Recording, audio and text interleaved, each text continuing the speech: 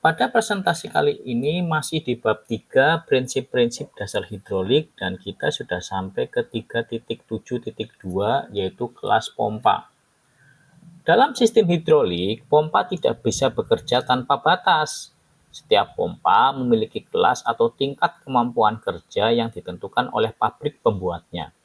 Kelas ini berfungsi sebagai batas aman agar pompa digunakan sesuai kapasitas, tidak dipaksa, dan akhirnya lebih awet. Kelas pompa ditentukan oleh 3 faktor utama. Yang pertama adalah tekanan operasi maksimum, kilopascal atau bar. Kemudian yang kedua, volume aliran per menit, liter per menit. Dan kemudian yang ketiga, pemindahan geometris perputaran poros, cc atau sentimeter kubik per putaran. Ketiga faktor ini selalu dicantumkan dalam spesifikasi pompa dan harus dipahami oleh teknisi maupun operator agar tidak terjadi kerusakan akibat penggunaan yang berlebihan. 3 batas tekanan pada pompa. Pabrik biasanya menyebutkan 3 batas tekanan dalam pompa. 1.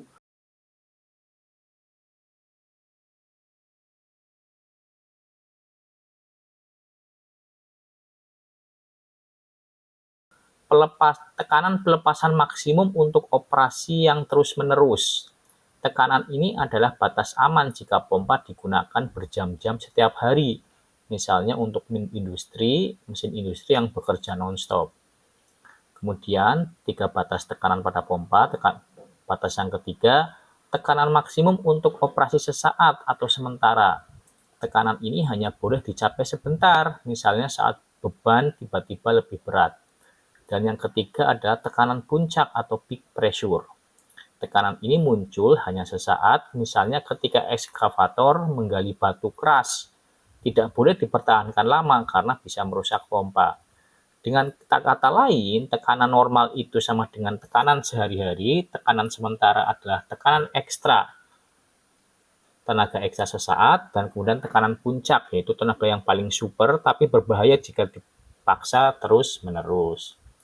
Nah, coba kita lihat, perhatikan ya, di gambar 3.44, variasi tekanan maksimum kelas pompa. Pada gambar ini, terlihat grafik tekanan terhadap waktu.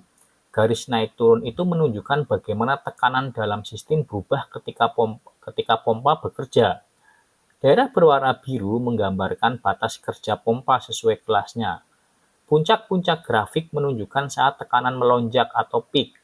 Dari grafik ini terlihat jelas bahwa pompa bisa mencapai tekanan tinggi sesaat, tetapi kemudian harus turun kembali ke batas normal agar tidak merusak pompanya.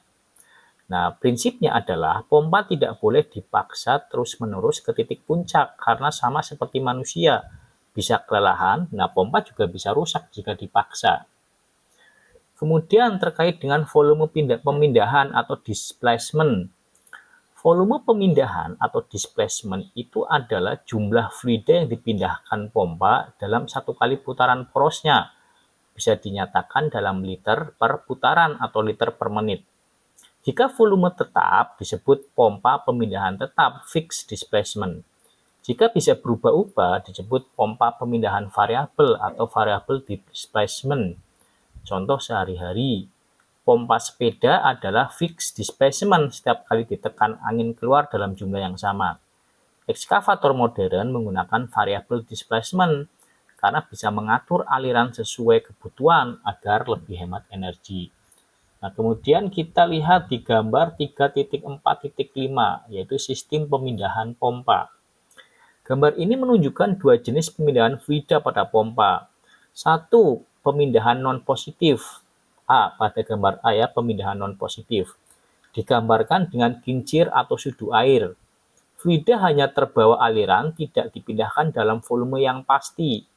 Tekanan dan alirannya tidak stabil, contohnya pada pompa sentrifugal. Nah, kemudian ada pemindahan positif B. Digambarkan dengan rotor yang memerangkap fluida dalam ruang tertutup lalu mendorongnya keluar. Setiap siklus menghasilkan fluida yang sama. Tekanan dan aliran stabil bisa sangat tinggi, contohnya pada gear pump, fan pump, dan piston pump. Sistem hidrolik pada alat berat selalu menggunakan pompa pemindahan positif karena harus menghasilkan tekanan tinggi yang konstan. Nah, sekarang kita lihat di gambar 3.4.6 ya. Perbandingan sistem pemindahan pompa. Gambar ini membandingkan pompa dengan pemindahan tetap dan pompa dengan pemindahan variabel. Pemindahan tetap atau fix itu volume fluida yang dipindahkan selalu sama. Jika beban berat, tekanan naik. Jika beban ringan, tekanannya turun. Kekurangannya boros energi jika beban sering berubah. Kemudian yang kedua itu adalah pemindahan variabel. Volume fluida bisa diubah sesuai kebutuhan. Jika beban bertambah, pompa otomatis menambah volume aliran. Jika hemat energi, efisiensi lebih tinggi, cocok untuk mesin modern.